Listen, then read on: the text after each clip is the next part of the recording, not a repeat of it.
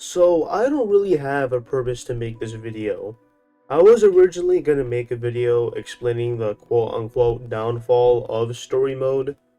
Someone already beat me to it and did a much better job at it, and I would pretty much just be repeating what they said. So instead, I kind of wanted to make this video just to kind of reminisce about the game, or basically just me yapping about the game. So my first experience with story mode is when I got it in like late 2016 when I got my PS4 as a late birthday gift from my uncle.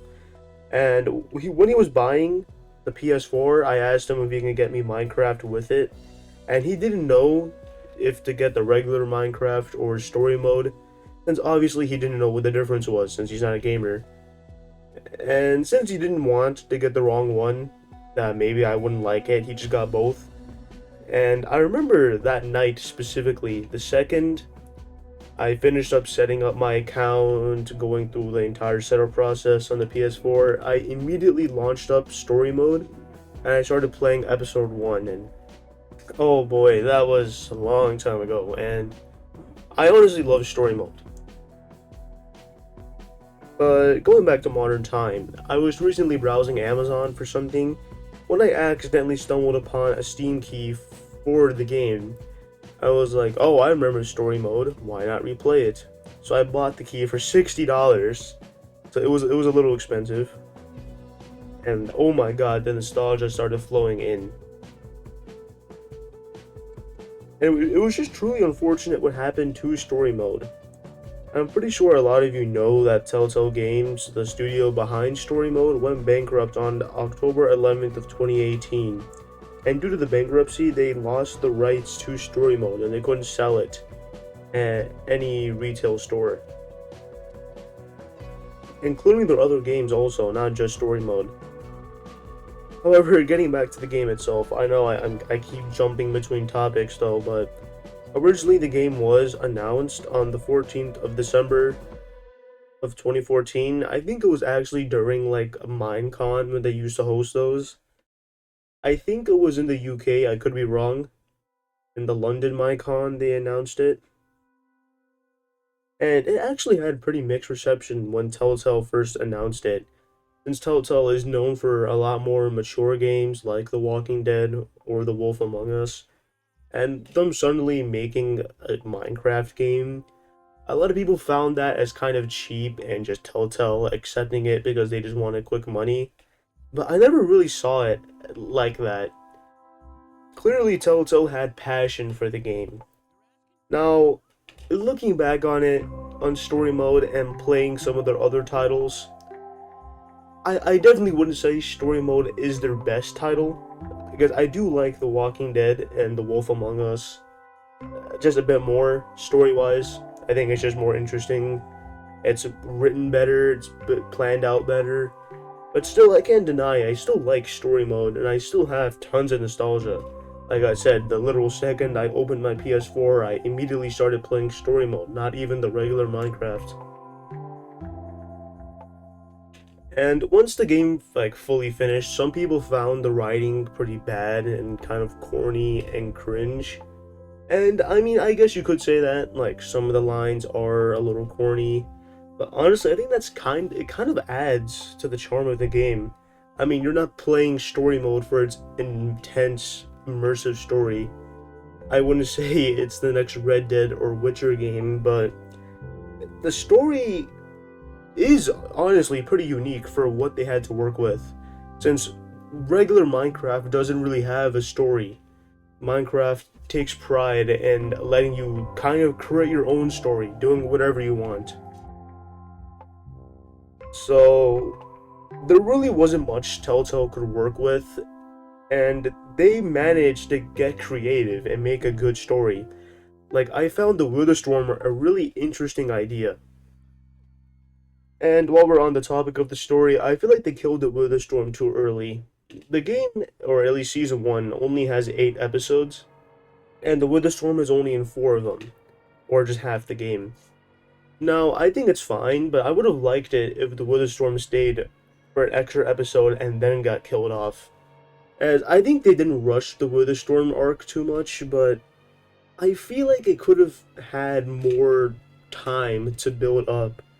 I feel like they could have done more with it instead of just killing it off a little bit too early.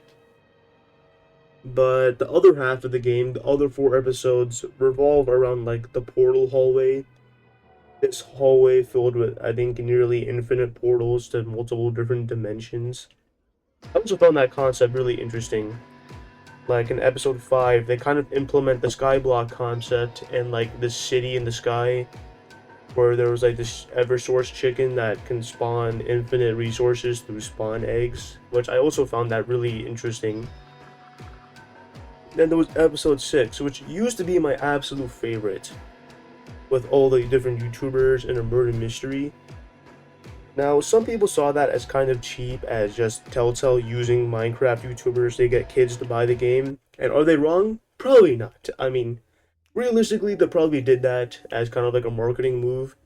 But honestly, I liked it. I mean, it's not just a murder mystery including the YouTubers just for the sake of having it. I think the murder mystery was done decently well.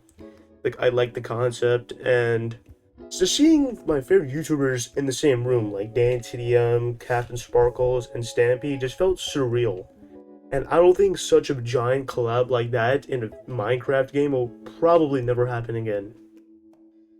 But my only real complaint with episode 6 was I felt like the kind of murder mystery itself was kind of too easy. Like, in the beginning, you get to kind of investigate the dining room, you get to interrogate Dan, Stampy, and someone else. Honestly, I don't even remember who's the third person you interrogate, but after that interrogation, I think you kind of go off and exploring different parts of the mansion. That's where the kind of like detective stuff kind of falls off. And I guess I shouldn't be complaining since it's a kid's game. Obviously, if they make a proper, full detective timeline, I don't think 12-year-old kids would understand the story. So I guess it's fair, but I think, you know, seeing the cats in like the basement was kind of an instant giveaway, and also looking through the chests. But again, like I said, it's for kids. I think if they made it too advanced, they would not get it. Episode 7 was also interesting with Palma, this like redstone computer that enslaved an entire town, and just destroying it at the end. And finally, which I might have to say might have to be my favorite episode, episode 8, where they kind of implement mini games into it, like Spleef and Battle. I found it really interesting also. So yeah, like I pretty much been saying, like I think they got really creative with it. Like I said, it's not the next story, it's not the next major Elden Ring or anything, but like I think for what Telltale had, which just pretty much they can't base it off of anything, unlike their other games which are mostly based off of comics, they didn't have anything to base it off of. And their writing team honestly did a pretty decent job. And before I finally kind of close off the video, I mean I pretty much just started yapping about the story and the game and whatever, but I also want to talk about how you can actually buy the game in modern time. So like I said earlier, you can buy a Steam key for season 1 for around $50 to $60 with the DLC, maybe a little more. And you can also get the game on PS4 for also $60, around the same range. And on the Xbox, it's actually cheaper at around $35. And then the Switch, which is probably the worst way to buy the game, is $180 to $100, which is a little crazy to me. As the absolute dirt cheapest listing I can find, at least on eBay, was $85. The rest were $100, $150, even $200. For Season 2, you can get it on the PS4 for around like $30, $40.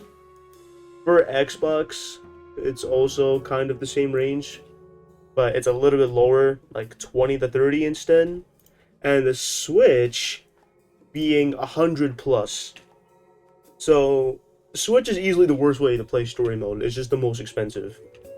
But unfortunately for PC, since I played Season 1 on PC, and I never actually played Season 2 on my PS4, so I kind of wanted to go back and actually play the game again. Or not again, but play the game. And it's not on Steam anymore, like I said, because they went bankrupt and they had to remove it from the store, but I genuinely could not find any Steam keys for the game.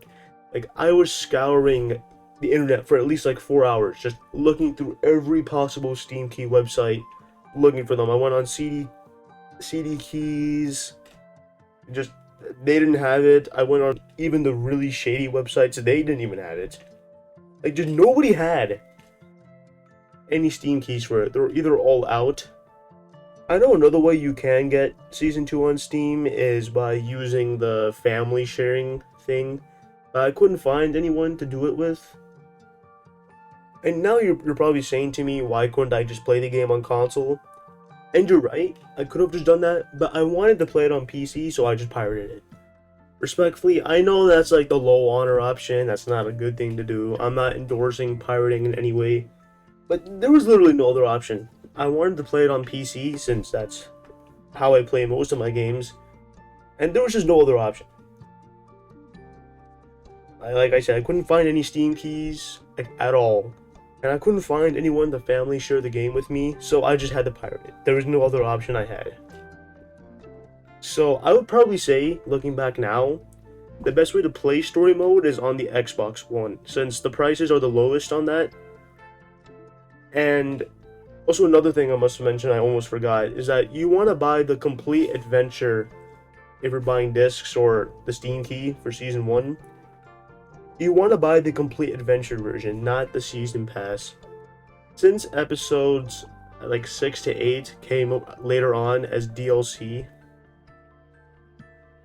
you just cannot get it in the season pass, since, like I mentioned earlier, Telltale shut down.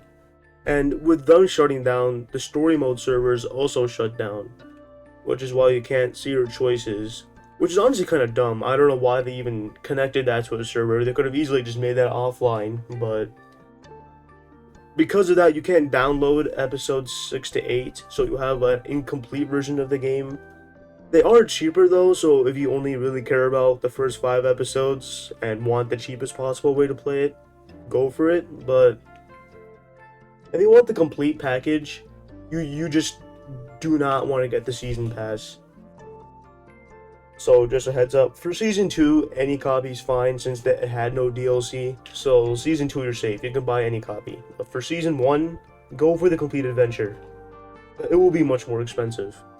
But like I said, Xbox One is the best way to play the game. Or you can just pirate both seasons on PC if you wanted to, for free. If you wanted to do that. But, I mean, yeah, that's pretty much the end of the video. Like I said, this was supposed to be a completely different video, but I didn't want to waste this idea, since I had this idea on my mind for a while. But, yeah. I know I didn't talk about Season 2 that much, but there's not really much to say about it. I mean, Season 2 is a good sequel. It does more of what I liked in Season 1, but I kind of just like Season 1 more. Is it because of nostalgia? Probably. But like I said, it's a very unique game. I feel like it was overhated and not appreciated enough at the time.